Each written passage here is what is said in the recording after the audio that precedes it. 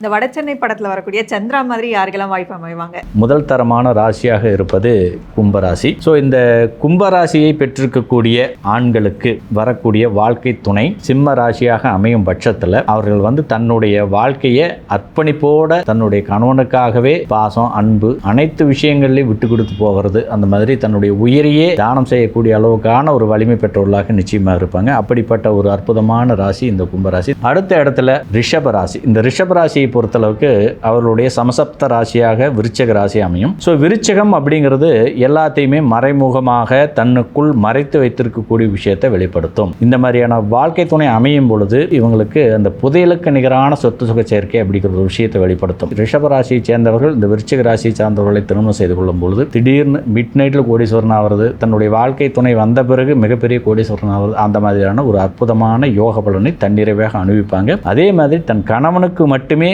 உரிய விஷயங்களை யாரிடமும் பகிர்ந்து கொள்ளாமல் ரகசியம் காக்கக்கூடிய தன்மையில் ரொம்ப அற்புதம் வாய்ந்த அமைப்பாக இவர்களுக்கு செயல்படும். அடுத்தது கன்னிராசியை சேர்ந்தவர்கள். இந்த கன்னிராசியை சேர்ந்தவர்கள் பார்த்தீங்கன்னா மீன ராசியை சமசப்த ராசியாக பெறுவாங்க. அவர்களுடைய வாழ்க்கை ஒரு அதிர்ஷ்டம் நிறைந்ததாக இருக்கும். பர்டிகுலராக அந்த தாம்பத்திய வாழ்க்கை அப்படிங்கிற விஷயத்தை தன் கணவனுக்கு மிக நுட்பமாக மகிழ்விக்கக்கூடிய தன்மையில் கூடிய ராசியாக இந்த மீன ராசி அமையும்.